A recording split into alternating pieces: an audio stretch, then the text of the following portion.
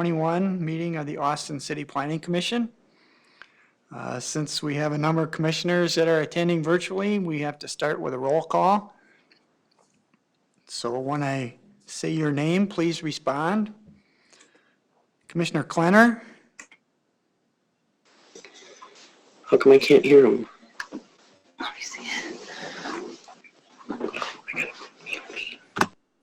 not sure. Can you hear me at all? Hang on, let me check my thing here. Make sure I'm not, it looks like. Okay, you guys shouldn't be muted. Can anybody hear right now? Can anybody hear me right now? I can hear you, Holly. Yeah. Okay. Yes. Okay. I can hear you. Okay. All right, should we start roll call one more time? Okay, can you hear me? Yep. Yes. Okay, we're going to start with a roll call. Commissioner Klenner? You can turn your video off now. Commissioner Norman? Here. Commissioner Salas Ramirez? Here, present. Commissioner Schrock? Here. Commissioner Stewart? Present. Okay, and the chair is here, so we do have 5. Commissioner Klenner, are you there, Andy?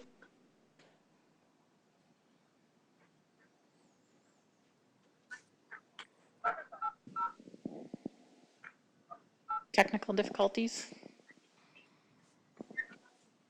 We can Maybe move. if you turn on the camera, I can give a visual indicator that you can hear at least.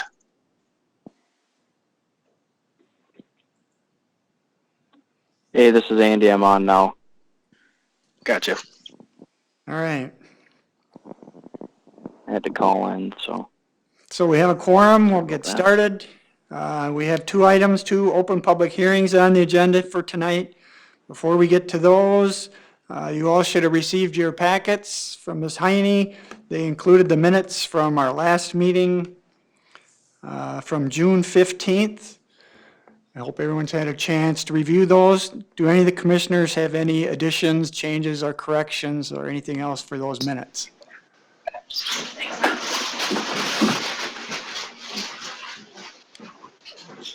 Hearing none, I'll ask for a motion to approve the minutes. I'll move.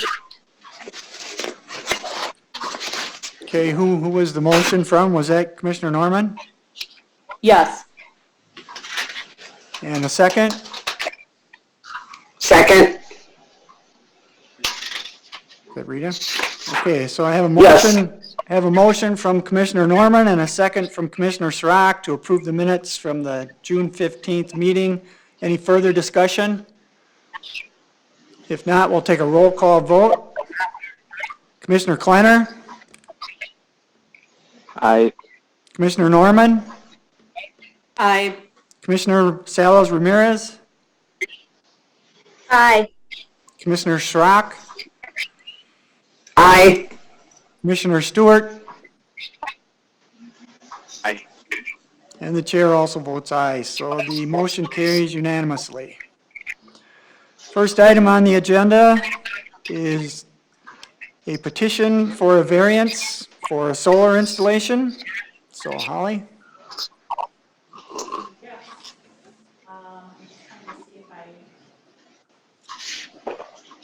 Is the item on the screen visible to the commissioners generally? Yeah, we're seeing the packet. Okay. See Okay. the minutes. Yep. Okay. So I'm just getting down to the backup for, it's actually flipped from what the agenda notes, so you'll have to go through the CUP to get to the solar variance application, which I'm scrolling through right now.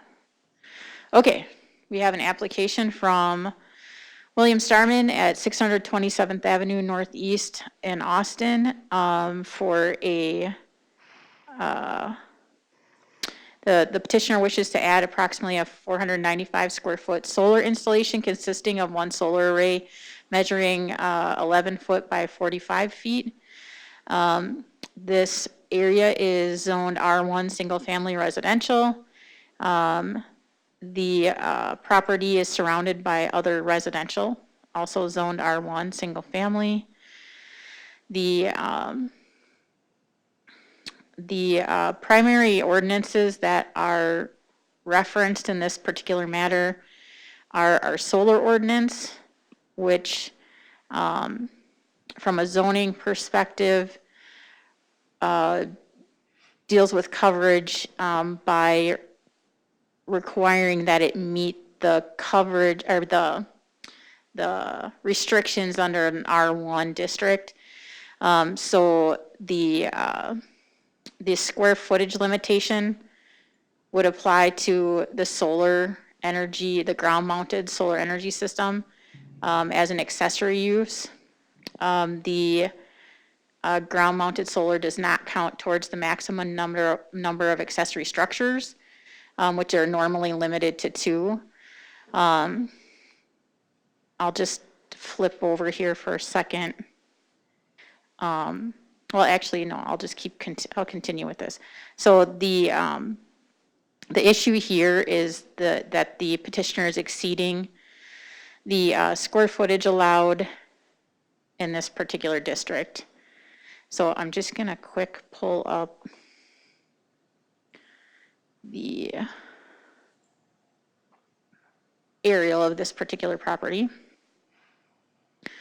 So the area where my cursor is located is the main parcel where the home is located and the majority of the accessory structures that were existing when the property was annexed into Austin. So these are considered existing non-conforming uses. So they are approved or legal at the time they were built. There's no issue with them other than they count towards the square footage for accessory structures in that district. So the materials that you have indicate where the where the solar array would be located, and it's about in this area where my cursor is right now, but I'll go back to that those materials in a minute. Just giving you an idea of kind of the layout. And this parcel is also owned by the Starmans, but it's not able to be utilized for accessory structures because they can't be combined, and that's a whole nother issue. But that's what led to him having having to install the solar structure in his north lot where the house is located. So go back. So right now he has the house, which doesn't count towards the accessory structures. It does count towards overall coverage, which is under the 40% allowed. But the existing storage are 840 square feet, 416, so a total of approximately 1256 of existing non-conforming.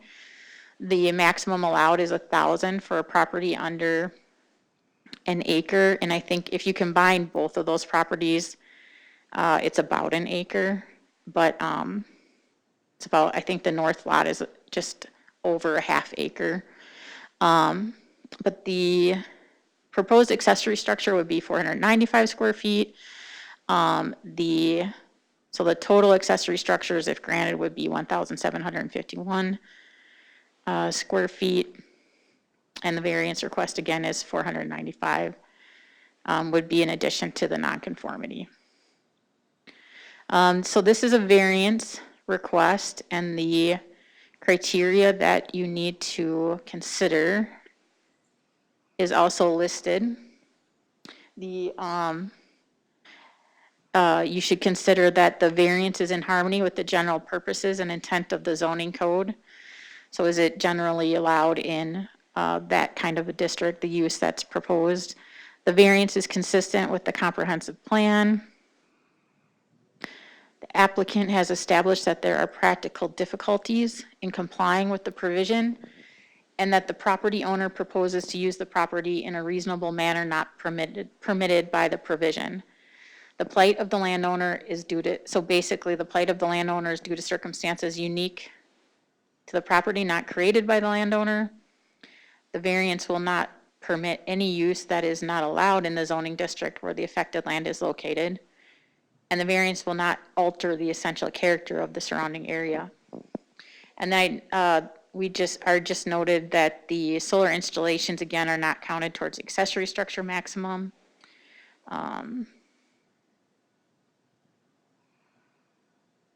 Just some basic information, again, about the parcel that we've spoken about.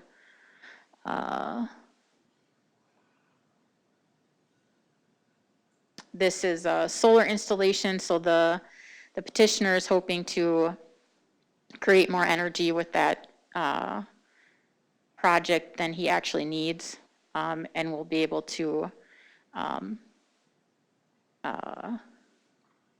make a little bit of money off the excess energy generated.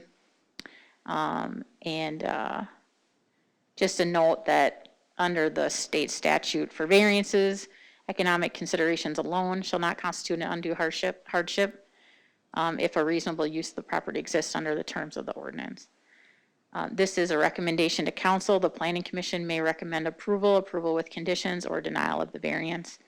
And then a proposed motion would be to approve, deny, approve with conditions, and then what the requested variance is. So in this instance, it would be the square footage over what's already there.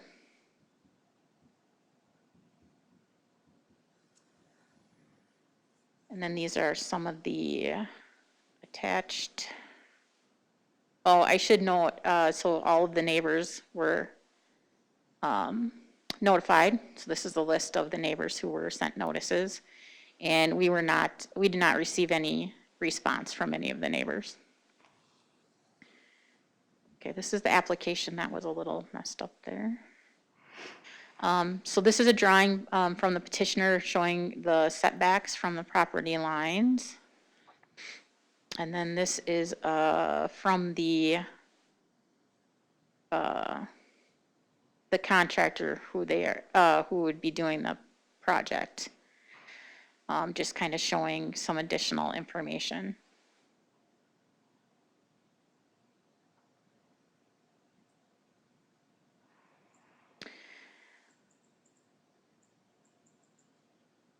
I don't have anything else to add at this point.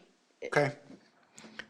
Other than you should all know that the petitioner is here if you have any questions for Yeah. him. Any of the commissioners have any questions for Director Wallace or for the property owner? He is here in person tonight. I took a few minutes and drove past the property today and looked at it. And I can tell you that the satellite images don't really illustrate the property very well at all. It looks like it's wide open and it's not. As you drive around the property, there's maybe two spots where you can kind of peek through between the trees and even see the backyard. So it's not like these things are going to be sitting out there where they're going to be, something that people see as soon as they pull into the neighborhood. It's pretty secluded in that backyard. And with only a 10-foot height, they won't be sticking out above the roofs of any of the surrounding buildings either. So from an aesthetic standpoint, I can tell you from looking at it today, I don't think that's an issue at all. Given the fact that the neighbor right directly to the east, 700, I believe, next door, did not respond to the letter, I think that's a pretty good indication that there aren't any issues aesthetically with this installation. If none of the commissioners have any questions, I would entertain a motion. This is a recommendation to council. Motion to approve? Is that Rita? No, it's Jana. Okay, Jan, sorry. No, it's okay.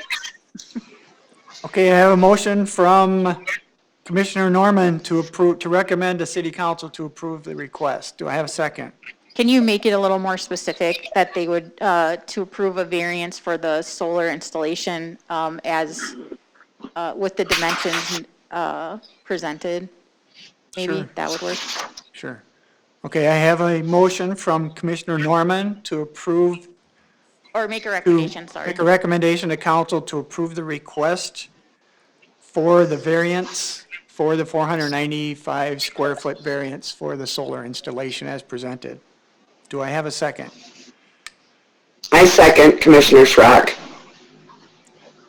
Thank you, Rita. So I have a motion from Commissioner Norman and a second from Commissioner Schrock. Any further discussion? If not, we'll go ahead and take a roll call vote. Commissioner Klenner?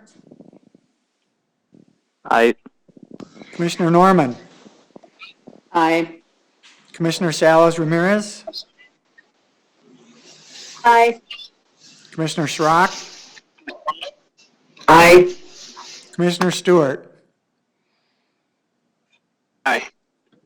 And the chair also is an aye. So the motion carries unanimously.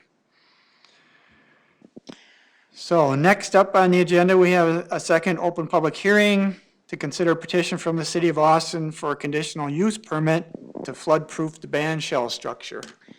Yeah, we have the Park and Rec Director here too, and I will go through that material as soon as I find it. Here we go.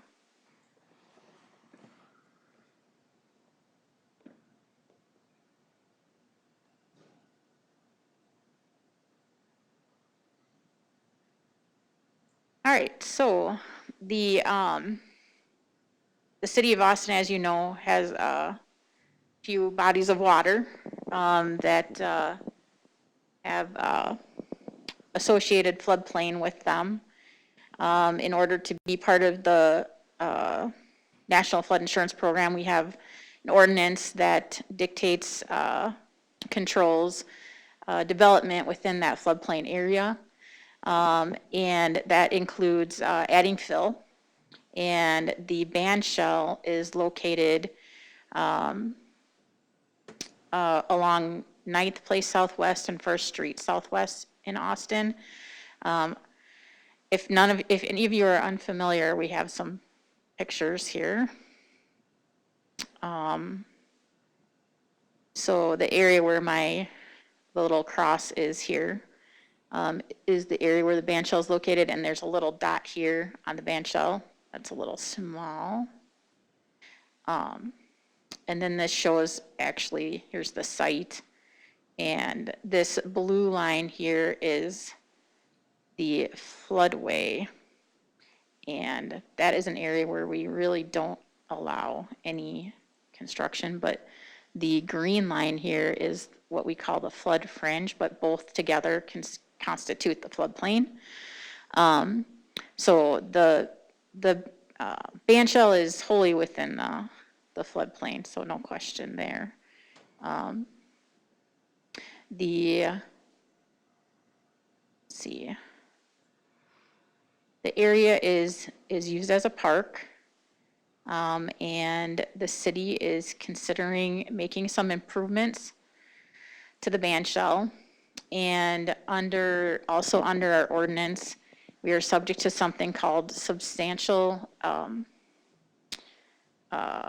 improvement limitations. And if the cost of repair is over half of what the value of the structure is, you have to bring it up to flood,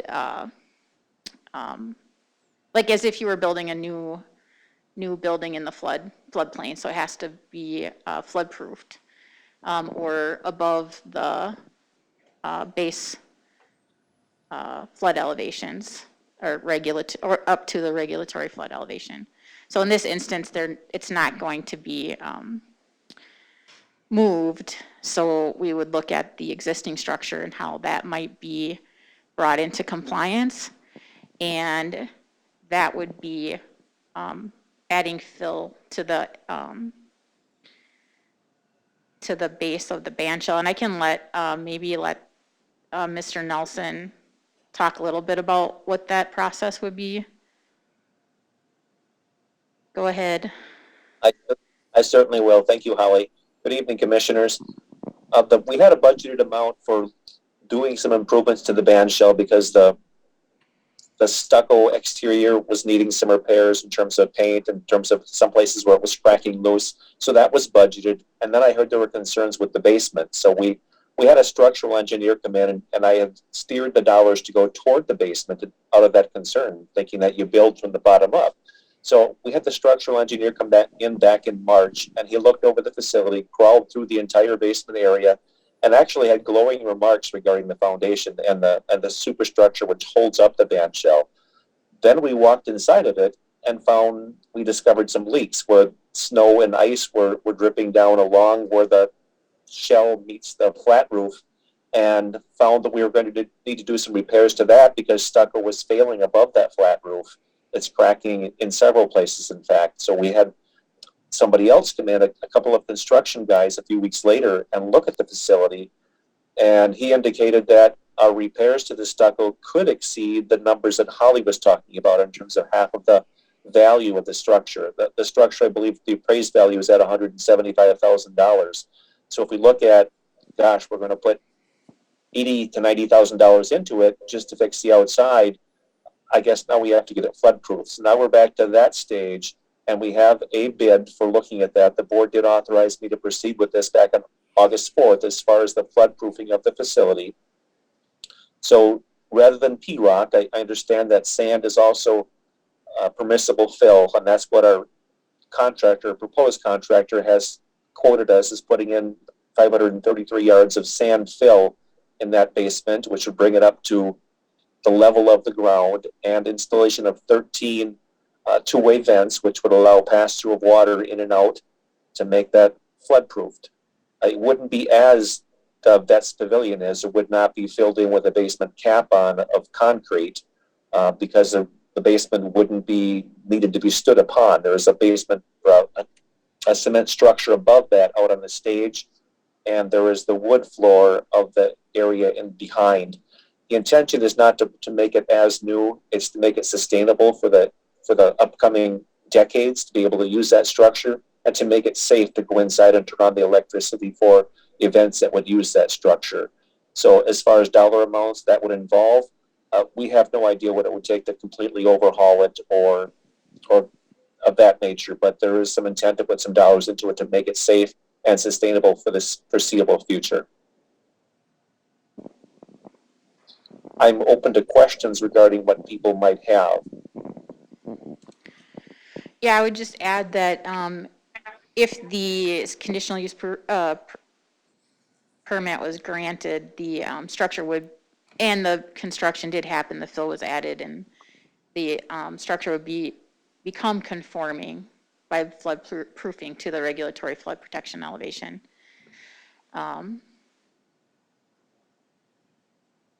And that's, yeah, just would be an improvement from a floodplain perspective. Just to add, we have budgeted some dollars again several years down the road for work on the shell on the exterior. We had a gentleman who was there several months ago. He wanted to do a test spot of 10 foot by 10 foot on the shell to see how hard it would be to sandblast it and then to repair it and paint it. So he gave us a quote for doing that. However, until we know what that would cost after he does his test, we wouldn't have an idea on the repair cost for the shell. But this gentleman who did give us an estimate thus far this year is for filling in the basement and repairing the roof line where the shell and the flashing meets up on top. So that would help with some of the water infiltration that's coming in from outside.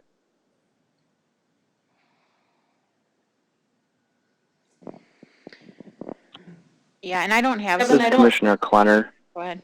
Go ahead.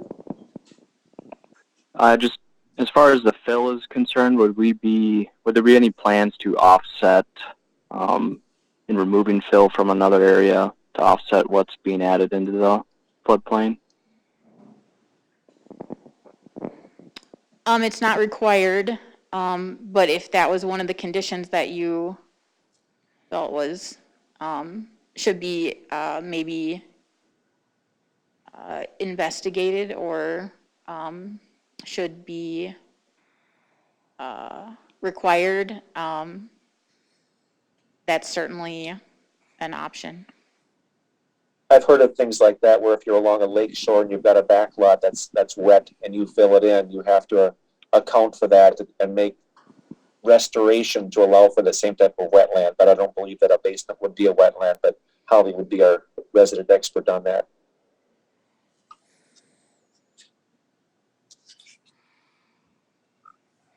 I would actually probably consult the CRWD if our soil and water conservation district, I guess, if that was a request or condition. Or are you thinking, Commissioner Kleiner, that that's a requirement, that if you add fill into the flood fringe, that you have to take it out somewhere else? It might be strictly wetlands, now that they mention that. Yeah. I mean, if you want that to be we could certainly contact the Soil and Water Conservation District at least and check with them on it. I mean, we typically would anyway. Mm-hmm. So not a bad idea. Yep. Okay. I see also, Holly, that there was a mailing list of 2 residents. Did we get any response? No responses. I mean, it's such a large area. Yeah. Really, we didn't even have to contact anyone. But we thought maybe the ones that are most closely abut the area. Couldn't hurt to do more. So, Okay. but no, we haven't gotten any responses. Okay. Any other questions from any of the commissioners? Nope. And what's the action here, Holly? What is it that we need to do? We need, To either approve or deny the conditional use permit. this is not a recommendation, this is No, just a this is straight a up. final decision. Okay. So if there are no more questions, I'll entertain a motion from one of the commissioners to approve or deny. This is to approve the amount of fill that was requested.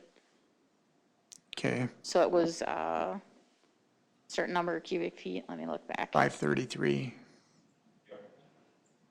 Cubic yards, sorry, yes. That's a big difference.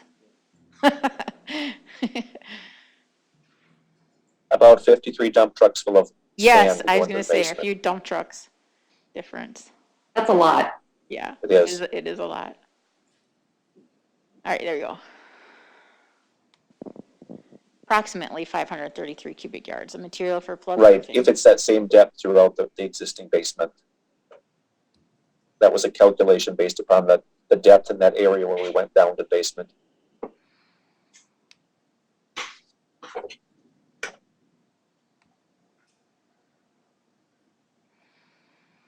I'll motion to approve the 533 cubic yards. Okay. thanks, Second. Annie. Is it Jana again? Yep. Okay, so I have a motion from Commissioner Kleiner and a second from Commissioner Norman to approve the request for conditional use permit to add 533 cubic yards of fill to the band shell structure. Any further discussion?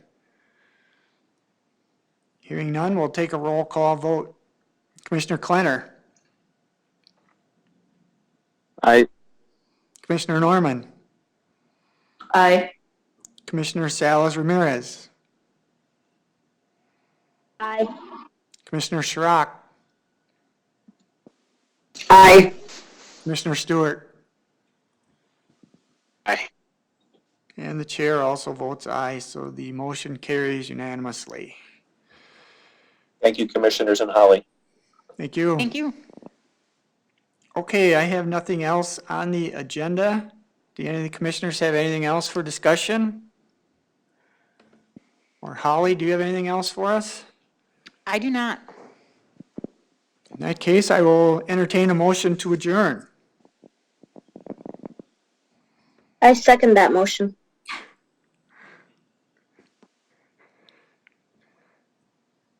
I appreciate the second. Now all I need is the motion. Motion to adjourn. All right, thank you. We have a motion from Commissioner Schrock and a second from Commissioner Salas Ramirez to adjourn. Any further discussion? Hearing none, we'll take a roll call vote. Commissioner Klenner, Aye. Commissioner Norman, Aye. Commissioner Salas Ramirez, Aye. Commissioner Schrock, Aye. Commissioner Stewart. Aye. And the chair also votes aye, so it carries unanimously. We are adjourned. Thanks, everybody. Thank you. Thank you. Thank you. Thanks.